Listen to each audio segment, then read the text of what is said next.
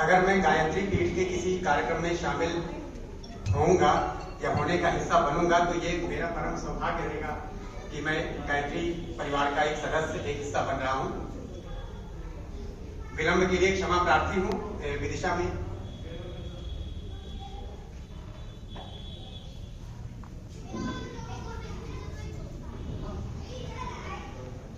क्षमा प्रार्थी हूँ विलंब के लिए। विदिशा में एक कवि सम्मेलन था तो जस्ट वहां से मैं आ रहा हूँ और सुधाकर जी को बहुत बहुत दिल से धन्यवाद देना चाहता हूँ कि उन्होंने मुझे एक ऐसा वातावरण प्रदान किया, आमंत्रण देकर के। एक संत समाज पूरा भरा पड़ा है और संतों का सानिध्य मिल जाए तो फिर जीवन एक यज्ञ बन जाता है। तो सबसे पहले तो आप संत समाज को समर्पित करते हुए दो पंक्तियां, फिर अपना परिचय देना चाहूंगा। मन रुक नहीं पा रहा दो पंक्तियां पढ़ने के लिए कि ये पंक्तियां मेरी स्वरचित पंक्तियां हैं कि मंच की भी इजाजत चाहता हूं कि बहार आई, संतों की बहार आई, पतझड़ का अंत होना चाहिए। बहार आई, पतझड़ का अंत होना चाहिए। जिंदगी की क्यारी को किलकंत होना चाहिए। जिंदगी की क्यारी को किलकंत होना चाहिए। और ज्ञान का दीपक जलाना चाहते हो मन में तो, ज्ञान का दीपक जलाना चाहते हो मन में तो आपके जीवन में कोई संत होना चाहिए। आपके जीवन में कोई संत होना चाहिए। और संतों की क्या महिमा है, इस सृष्टि को चलाने के लिए संत क्या है, मैं पंक्तियों के माध्यम से समर्पित करता हूं। ये पंक्तियां हालांकि मेरी नहीं है, लेकिन इस वातावरण में ये पंक्तियां पूरी तरह से परिलक्षित हो रही हैं कि आग लगी आकाश में, आग लगी आकाश में, झरझर गिरे अंगार। आग लगी आकाश में, झरझर गिरे अंगार। और संत न होते जगत में तो जल जाता संसार। संत न होते जगत में तो जल जाता संसार। मैं अपना परिचय अब देना चाह रहा हूं। हालांकि अभी जैसा कि आदरणीय ने बोला कि आप पंक्तियों के माध्यम से परिचय दीजिएगा, मैंने अपने परिचय के लिए 4 पंक्तियां बनाई हैं। उन्हीं पंक्तियों के माध्यम से मैं अपना परिचय देना चाहता हूं कि नाम है दिनेश मेरा, सरनेम गुप्ता है, साहित्य के क्षेत्र में मकरंद भी लगाता हूं। मेरा नाम है दिनेश गुप्ता मकरंद। कि नाम है दिनेश मेरा, सरनेम गुप्ता है, साहित्य के क्षेत्र में मकरंद भी लगाता हूं। और पिता मेरे कृषक हैं, माँ तो मेरी गृहिणी है, भ्रा तो मेरे शिक्षक हैं, बात तो ये बताता हूं कि भ्रा तो मेरे शिक्षक हैं, बात तो ये बताता हूं। और जन्मभूमि सतना है और कर्मभूमि भोपालो है। कि जन्मभूमि सतना है, कर्मभूमि भोपालो है। दोनों भूमि के लिए मैं शीश को झुकाता हूँ। कि दोनों भूमि के लिए मैं शीश को झुकाता हूँ। और हिंदी का मैं बेटा हूँ और साहित्य का साधक हूँ, इसीलिए हिंदी में मैं परिचय सुनाता हूँ। इसीलिए हिंदी में मैं परिचय सुनाता हूँ। अब जिस कविता के लिए मुझे आमंत्रित किया गया था वो कविता मैं आपके समक्ष प्रस्तुत करना चाहता हूँ। पुस्तक पढ़ना क्यों जरूरी है, हम कितना भी आधुनिक बन जाएं, कितना भी टेक्निकल युग में आ जाएं, लेकिन पुस्तकों से हमारा नाता नहीं छूट सकता और छूटना भी नहीं चाहिए। क्योंकि किसी कवि ने कहा है कि आधुनिकता से या टेक्नोलॉजी से उजाला बनाया जा सकता है लेकिन धूप नहीं बनाई जा सकती। धूप के लिए हमें सूरज का सहारा लेना ही पड़ेगा, यानी प्राकृतिक चीजों से संपर्क हमें बना करके ही रखना पड़ेगा। तो पुस्तक हमें क्यों पढ़ना चाहिए, पहले मैं एक पुस्तक की भूमिका प्रस्तुत करना चाहता हूं कि पुस्तक की भूमिका क्या है, पुस्तक में क्या समाया हुआ है। फिर अखंड ज्योति पुस्तक के बारे में जो कविता मैंने बनाया है वो आपके सामने प्रस्तुत करूंगा। पुस्तक में क्या समाया है सुनिएगा कि राम की मर्यादा और कृष्ण की गीता समाई। राम की मर्यादा और कृष्ण की गीता समाई।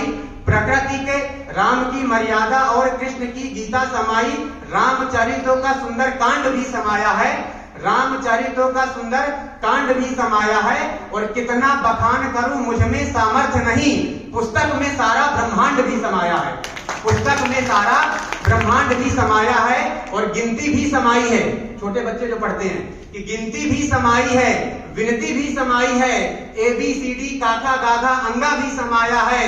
चार वेद चार धर्म चार वर्ण भी समाये। 4 वेद 4 धर्म 4 वर्ण भी समाये। चित्रकूट काशी वन वृंदा भी समाया है। चित्रकूट काशी वन वृंदा भी समाया है। और जिसके स्पर्श मात्र से ये तन पावन हो, जिसके स्पर्श मात्र से ये तन पावन हो, ऐसा निर्मल जल गंगा भी समाया है। और शहीदों की शान और भारत की पहचान वाला 3 रंग का तिरंगा भी समाया है। शहीदों की शान और भारत की पहचान वाला 3 रंग का तिरंगा भी समाया है। अब वो कविता पढ़ना चाहता हूं जिसके लिए मुझे आमंत्रित किया गया है आदरणीय द्वारा। अखंड ज्योति पुस्तक केवल पुस्तक नहीं है, एक संस्कृति है, एक संस्कार है, एक जिंदगी जीने की शैली है। उसमें धर्म है, कर्म है, मर्म है। आदरणीय का बहुत बहुत धन्यवाद। मैंने पुस्तक को पढ़ी है, आपने जो दिया था उस पुस्तक को पढ़ के अनायास ही कविता मुखरित हो रही थी। अलग से कुछ प्रयास ही नहीं करना पड़ रहा था, अपने आप शब्द आ रहे थे, अपने आप भाव आ रहे थे। वही भाव मैं आपके सामने प्रस्तुत करना चाहूंगा।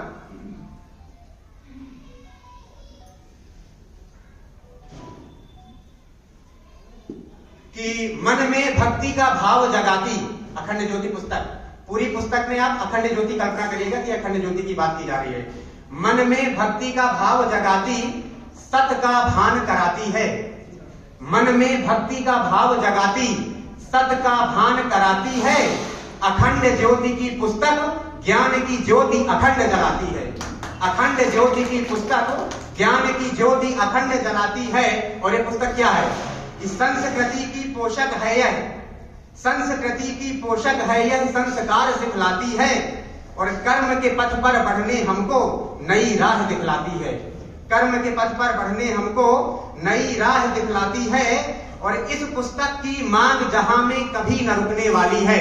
अखंड ज्योति, इस पुस्तक की मांग जहां में कभी न रुकने वाली है। अखंड ज्योति की ज्वाला अब तो कभी न बुझने वाली है। अखंड ज्योति की ज्वाला अब तो कभी न बुझने वाली है। और भक्ति प्रेम का पाठ पढ़ा जीवन को सफल बनाती है। भक्ति प्रेम का पाठ पढ़ा जीवन को सफल बनाती है। अखंड ज्योति की पुस्तक ज्ञान की ज्योति अखंड जलाती है। अगली पंक्ति है, इसमें क्या समाया है अखंड ज्योति में? कि प्रेम साधना योग धर्म और कर्म समाया है इसमें। प्रेम साधना योग धर्म और कर्म समाया है इसमें। राम की मर्यादा और गीता का मर्म समाया है इसमें। राम की मर्यादा गीता का मर्म समाया है इसमें। सुखी सफल दीर्घायु जीवन के मंत्र समाये हैं इसमें। सुखी सफल दीर्घायु जीवन के मंत्र समाये हैं इसमें। और मंत्र समाये हैं इसमें। और जीवन की यह रेल चलाने, जिंदगी एक रेल है, जीवन की यह रेल चलाने मंत्र यंत्र समाये हैं इसमें। जीवन की यह रेल चलाने यंत्र समाये हैं इसमें। और सच्चरित्र को विकसित कर, सच्चरित्र को विकसित कर प्रतिभा संपन्न बनाती है। अखंड ज्योति की पुस्तक ज्ञान की ज्योति अखंड जलाती है। अगली पंक्तियां हैं कि नैतिकता, अखंड ज्योति क्यों पढ़े? रीजन बता रहा हूं क्यों पढ़े। नैतिकता का ज्ञान चाहते तो अखंड ज्योति पढ़ना। नैतिकता का ज्ञान चाहते तो अखंड ज्योति पढ़ना। और भौतिकता का त्याग चाहते तो अखंड ज्योति पढ़ना। भौतिकता का त्याग चाहते तो अखंड ज्योति पढ़ना। और मन की चादर मैली ना हो, मन की चादर मैली ना हो तो अखंड ज्योति पढ़ना। मन की चादर मैली ना हो तो अखंड ज्योति पढ़ना। और करनी अगर विषैली ना हो तो अखंड ज्योति पढ़ना। करनी अगर विषैली ना हो